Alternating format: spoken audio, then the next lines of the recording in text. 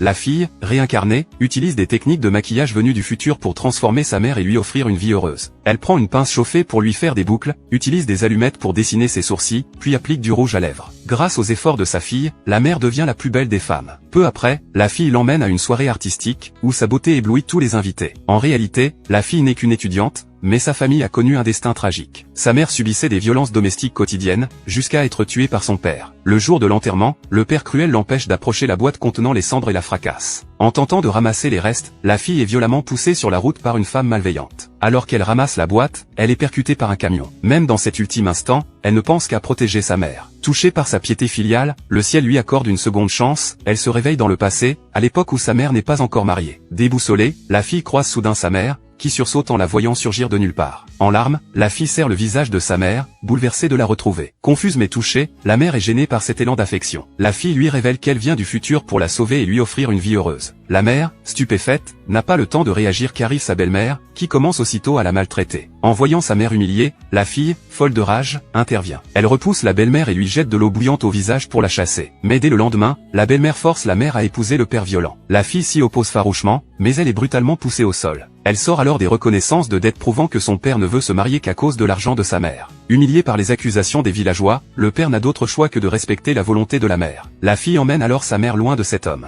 Alors que la mère soigne les blessures de sa fille, un homme riche et charismatique revient au village. La fille, surexcitée, révèle qu'il s'agit du futur mari de sa mère. Mais face à la richesse de cet homme, la mère se sent indignée et hésite. Ce qu'elle ignore, c'est que dans le futur, cet homme sera toujours resté à ses côtés, veillant sur elle. Déterminée à les rapprocher, la fille organise une rencontre accidentelle. Elle pousse sa mère dans une pièce, mais celle-ci semble vide. Alors qu'elle s'apprête à partir, elle percute par hasard l'homme. La fille, ravie, observe la scène avec satisfaction. Lorsque des collègues passent par là, la fille feint d'être malade pour empêcher quiconque de déranger sa mère. Soudain, une femme jalouse surgit et, en voyant la mère avec l'homme, elle devient furieuse et tente de l'agresser. La fille intervient aussitôt et se bat avec elle, ignorant les tentatives de médiation des collègues. À cet instant, la mère trouve enfin le courage de se présenter avec fierté. L'homme, charmé, fait sa connaissance, marquant le début de leur rapprochement. Plus tard, la femme jalouse revient pour exhiber sa nouvelle coiffure et humilier la mère, la poussant à vouloir abandonner sa prestation artistique. Mais la fille refuse de la laisser faire. Elle prend une pince brûlante et coiffe sa mère avec soin. Face à sa transformation, la mère est émerveillée. La fille dessine ensuite ses sourcils avec des allumettes et applique du rouge à lèvres. En admirant sa mère, la fille est fière et comblée. Le jour du spectacle, la foule est en liesse. Les spectateurs admirent d'abord la coiffure de la rivale et se moquent de la mère, la croyant insignifiante. Mais la fille annonce son arrivée sur scène. Lorsqu'elle se retourne, sa beauté éblouit toute la salle. Émerveillés, tous sont subjugués par la grâce et l'élégance de cette femme enfin libre et radieuse.